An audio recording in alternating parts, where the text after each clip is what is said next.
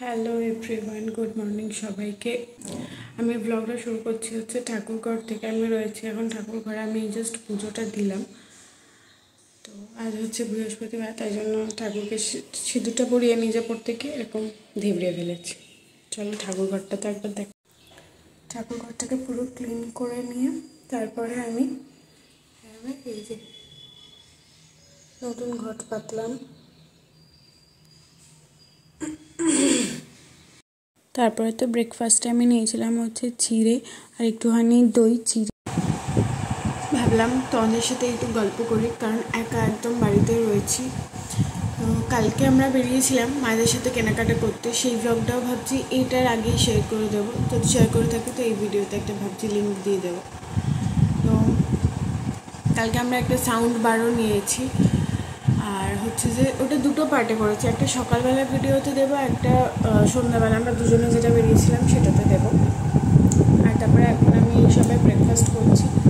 বাড়িতে কেউ না থাকলে না নিজের একদম টাইমটা কাটতে চায় না, প্রচণ্ডই বোরিং লাগে। বিয়ের পর থেকে মা আর আমি রোজ সকালবেলা একসাথেই ব্রেকফাস্ট করি, আর তাই জন্য যখন থাকে না এই টাইমটা আমার খেতেও ইচ্ছা করে না, কিন্তু তাও ওই খিদে পায় বলে একটুখানি খেয়ে নিই। আর না হলে যদি প্রথম থেকেই রান্নাঘরে এসে ঢুকে যাই তাহলে আমার আর খাওয়াটাও হয় না। তাই কিছু বানিয়ে খাবার থেকে আমি চিড়ে দইটাই প্রেফার করছিলাম এই কদিন, যাতে আমি খেয়ে নিতে পারি। অন্তত না খেলে শরীরটাও খারাপ করবে, সেই কারণে।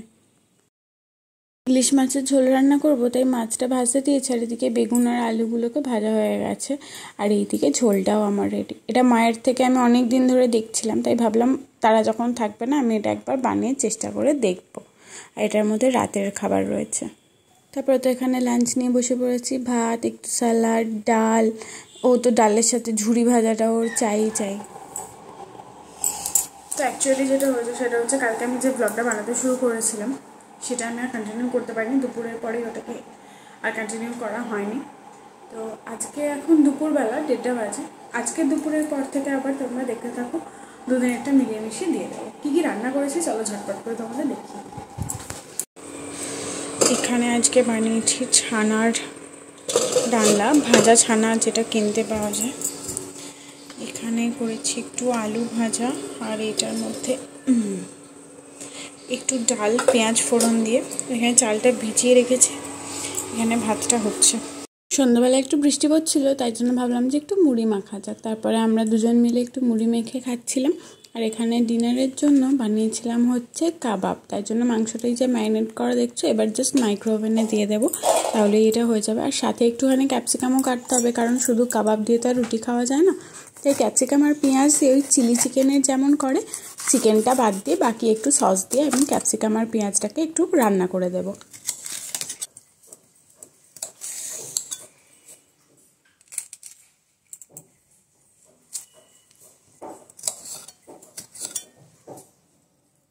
এখানে ওভেনটা প্রি হিটিং হচ্ছে, এটা পুরোটা রেডি।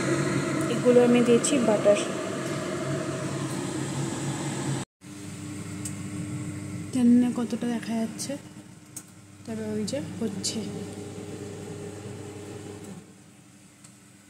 তারপরে আমরা সবাই ডিনার করে নিয়েছিলাম। এই ছিল দুদিনের মিলে ভিডিও। কেমন লাগলো জানি।